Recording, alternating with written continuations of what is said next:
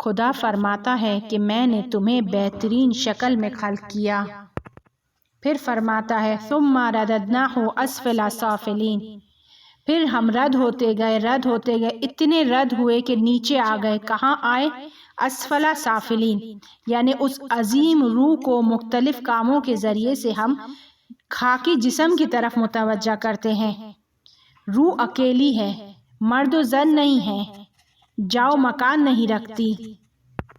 اب روح اس جسم کی طرف متوجہ ہوتی ہے اور اس جسم کی تدبیر میں مشغول ہے۔ روح شکم میں موجود بچے کہ جو ابھی 4 مہینے کا ہے، اس میں روح کو پھونکا جاتا ہے۔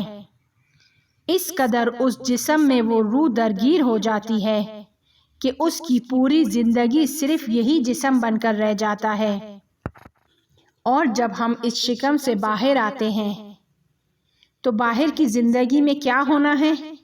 یہاں پر ہم دوبارہ کوشش کریں کہ اس روح کی توجہ اس جسم سے ہٹا کر دوبارہ اس کے ابدی مقام کی طرف اس کو متوجہ کریں۔ انا للہ و انا الیہ راجعون۔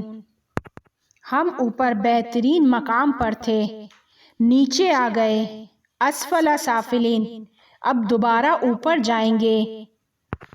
روح کو اوپر سے نیچے خدا نے بھیجا ہے، لیکن اس کو دوبارہ نیچے سے اوپر لے جانا ہمارا کام ہے۔ ہمیں ہماری روح کو اسفل سافلین سے چھڑانا ہے، اور اگر روح کو اس جسم اور مادی چیزوں سے چھڑا سکنے میں کامیاب ہو گئے تو جنت ہماری ہوگی۔ جنت ہم نے خود بنانی ہے، ہمیں امکانات دیے گئے ہیں اور اس میں کوئی زبردستی نہیں ہے، ہمیں مکمل طور پر اختیار حاصل ہے، سب کچھ ہمارے ہاتھ میں ہے۔ ہم مختار ہیں کہ کس طرح قوانین الہی کو استعمال کریں، سنت الہی کو استعمال کریں۔ سنت الہی تبدیل نہیں ہوتی، وہ جبری ہیں۔ سنت الہی کیسے جبری ہیں؟ سنت الہی اس طرح سے جبری ہے کہ وہاں پر شرطیں رکھی گئی ہیں، شرائط رکھی گئی ہیں۔ جیسے اگر آپ چاہتے ہو کہ آپ کی عمر میں اضافہ ہو تو رشتہ داروں سے صلہ رحمی کرو، اور اگر آپ رشتہ داروں سے صلہ رحمی نہیں کرتے تو یہ فارمولا آپ کے کسی کام کا نہیں ہے۔ اور اسی طرح اور بھی دوسرے بہت سارے فارمولز ہیں۔ مثلاً استاد کی توہین کی، اس کا مذاق اڑایا تو عمر میں کمی ہو جائے گی۔ یہ سارے جبری ہیں، آپ اس میں اختیار کے مالک نہیں ہیں۔ اگر ہمیں اس دنیا میں اور اس دنیا میں فیسلٹیز چاہیے تو ہمیں ان کاموں کو ضرور انجام دینا ہے۔ 2nd کلاس کے بچے کے لیے الگ فارمولز ہیں اور یونیورسٹی میں پڑھنے والوں کے لیے الگ فارمولز ہیں۔ یونیورسٹی والوں کے فارمولز تھوڑے ہارڈ ہیں، پیچیدہ ہیں، لہٰذا کچھ سنت الہی عام ہیں، سب کے لیے ہے، اور کچھ خاص ہیں جو مومنین کے لیے مخصوص ہیں، اور یہ سنت الہی کے فارمولز کلاس دوم کے بچے کو نہیں سمجھ آ سکتے۔ اب اگر کلاس دوم کے شاگرد سے کہا جائے کہ امام حسین علیہ السلام کے گنبد کے نیچے دعا قبول ہوتی ہے، اب یہ بچہ کربلا ہی کو نہیں سمجھتا ہے، نہیں جانتا ہے، وہاں نہیں جاتا ہے، اس فارمول کو استعمال نہیں کر سکتا ہے۔ ہماری روح جسم کی جانب متوجہ ہوتی ہے، اور جو کوئی بھی اس جسم کی جانب متوجہ ہوتا ہے یہ روح اس سے بھی وابستہ ہو جاتی ہے، جیسے ماں کا اولاد سے رابطہ، اور اس رابطے کو آج تک کوئی نہیں سمجھ سکا۔ ہم سب نے اپنی زندگیوں میں دیکھا ہے کہ بیٹا ایک دوسرے شہر میں ہے، ایک دوسرے ملک میں ہے، ایک دوسرے علاقے میں ہے، اور اس کا ایکسیڈنٹ ہو جاتا ہے، اور یہاں پر ماں کا کلیجہ پھٹ جاتا ہے، وہ بے قرار ہو جاتی ہے، اسے بے چینی ہونے لگتی ہے، ابھی ماں تک اس کے ایکسیڈنٹ کی اطلاع نہیں پہنچی ہے۔ بس یہ کون سا علم ہے، یہ کون سا رابطہ ہے کہ جس تک ہم نہیں پہنچ سکتے؟ کیوں ماں اور بیٹے کا ایسا رابطہ ہے، باپ اور بیٹے کا ایسا رابطہ نہیں ہے؟ کیونکہ پورے 9 مہینے وہ اس بچے کو اپنے شکم میں رکھتی ہے۔ خود ماں کی روح بھی اس ماں کے جسم کی طرف متوجہ ہوتی ہے، اور صرف اس جسم کی طرف متوجہ نہیں ہوتی بلکہ اس جسم میں بننے والے نئے جسم کی جانب بھی متوجہ ہوتی ہے، اور ایک عجیب وابستگی پیدا ہو جاتی ہے اور ایک عجیب رابطہ ان دونوں کے درمیان میں وجود آتا ہے۔ یا اگر 2 جڑواں بچوں کا رابطہ دیکھ لیں، اسی طرح ہوتا ہے کہ جب ایک کے ساتھ کوئی حادثہ پیش آتا ہے، ایک کو کچھ ہوتا ہے تو دوسرے پر بھی اس کا اثر ہوتا ہے۔ دونوں جڑواں بچوں کے درمیان رابطہ ہے۔ ہمارا کام کیا ہے یہاں پر؟ ہم اس روح کو سمجھائیں کہ تمہارا سب کچھ یہ جسم نہیں ہے، اور جس وقت ہم سوتے ہیں روح اپنی توجہ کو جسم سے ہٹا دیتی ہے، نیا کام انجام دیتی ہے، روح کا دھیان کہیں اور چلا جاتا ہے، اور پھر ہم خواب دیکھتے ہیں، آئندہ کے بارے میں بعض اوقات خبردار ہوتے ہیں۔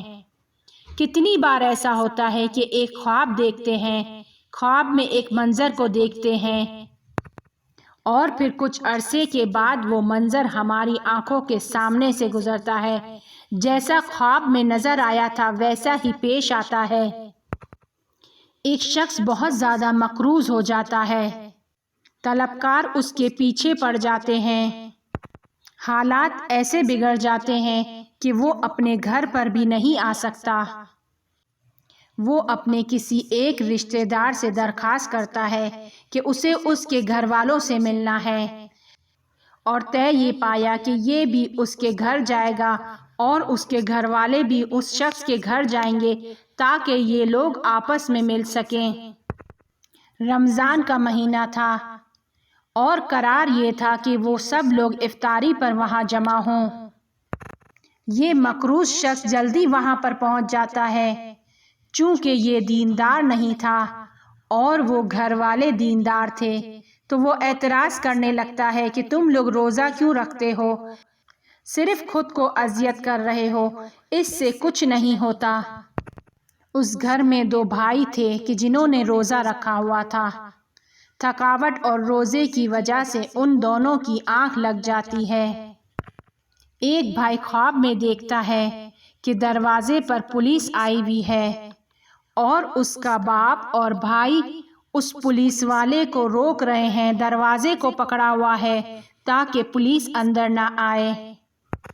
دوسرا بھائی بھی خواب دیکھتا ہے اور دیکھتا ہے کہ آنگن کا دروازہ تھوڑا سا کھلا ہوا ہے کہ جس میں سے ایک شیر نے اپنا سر اندر کیا ہوا ہے، اور ان کے والد اس کے آگے کھڑے ہوئے ہیں تاکہ وہ اندر نہیں آ سکے۔ یعنی دونوں ایک جیسا خواب دیکھ رہے ہیں کہ کوئی اندر آنا چاہتا ہے اور ان کے والد صاحب انہیں اندر آنے سے روکتے ہیں۔ یہ دونوں ابھی خواب دیکھ ہی رہے تھے کہ اچانک انٹرکام کی گھنٹی بجتی ہے اور وہ دونوں اپنی جگہ سے کھڑے ہو جاتے ہیں۔